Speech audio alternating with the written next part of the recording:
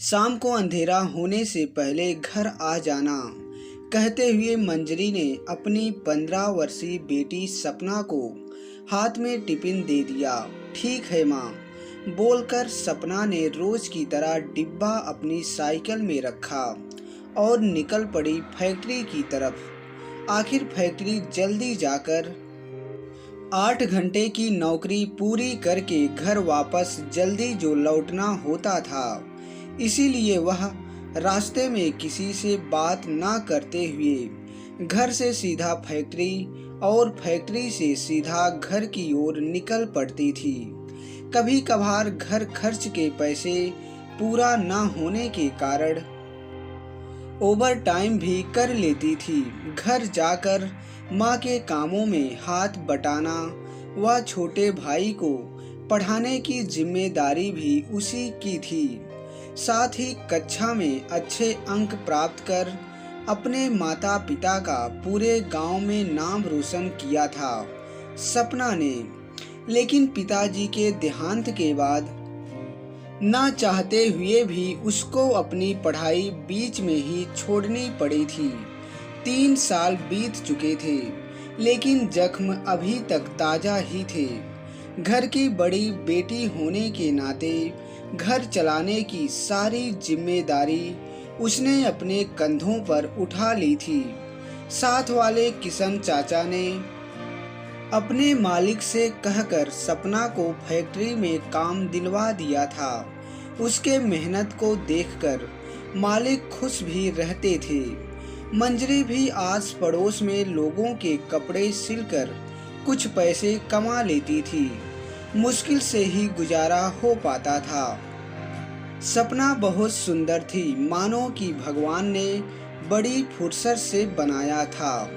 गांव में काफी लोगों की नजर रहती थी उस पर, परंतु वह किसी को भी नजर उठाकर नहीं देखती थी। उसकी मां मंजरी को उसकी बड़ी चिंता रहती थी। आखिरकार लड़की जात जो ठहरी। वैसे भी पिछले कुछ महीनों से गांव में ही नाबालिग लड़कियों के साथ हो रहे दुष्कर्म से पूरे गांव वालों के मन में दहशत फैली हुई थी।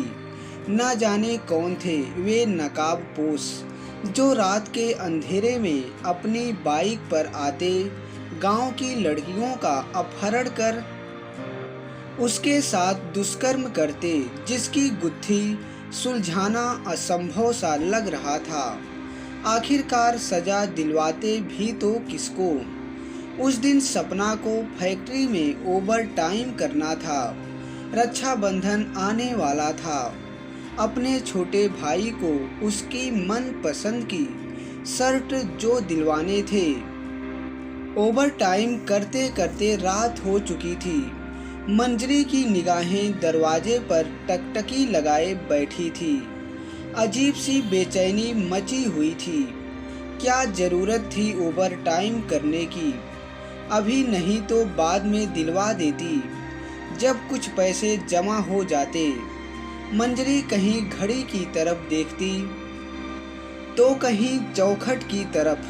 सपना अपना सारा काम खत्म कर जल्दी से अपनी साइकिल उठाकर तेज पैडल मारती हुई घर की तरफ चल पड़ी। फैक्ट्री से घर का रास्ता पूरे 3 किलोमीटर का था। जल्दी जल्दी सपना ने आधी से ज़्यादा रास्ता पार कर लिया था। तभी अचानक से उसको थोड़ी दूरी से बाइक की आवाज़ आती सुनाई दी। मानो उसे आभास हो गया था कि कहीं यह वही बाइक सवार तो नहीं जो रात के अंधेरे में आकर गांव की लड़कियों के साथ दुष्कर्म करते हैं। सपना के पैर साइकिल के पैडल को और तेजी से चलाते गए। अब वह गांव से बस 1 किलोमीटर की दूरी पर थी। धीरे धीरे बाइक की आवाज़ पास आती जा रही थी। तभी पीछे से बाइक पर बैठे एक लड़के का हाथ सपना की ओर झपटा, जिससे उसकी साइकिल का संतुलन बिगड़ा और वह गिर गई और खुद को संभालते हुए गांव के रास्ते की तरफ भागने लगी। बाइक सवार उस पर बार बार झपट्टा मारते रहे।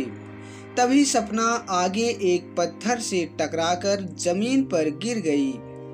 तब तक उधर से गांव वाले भी पहुंच चुके थे और दोनों आरोपियों को पकड़ लिए और उन्हें गांव में लेकर आया गया। देखने वालों की काफी भीड़ लग चुकी थी उनका चेहरा देखने के लिए। जैसे ही चेहरे से नकाब उतारा गया तो मानो सबके पैर तले जमीन ही खिसक गई थी।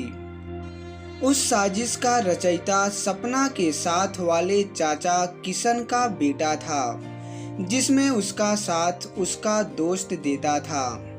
अपने ही बेटे की ऐसी गंदी हरकत देखकर किशन चाचा का सर शर्म से झुक गया था।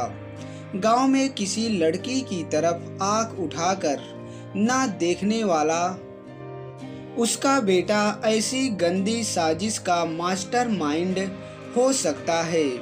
चाचा ने खुद पुलिस को फोन कर अपने बेटे व उसके दोस्त को उनके हवाले कर दिया।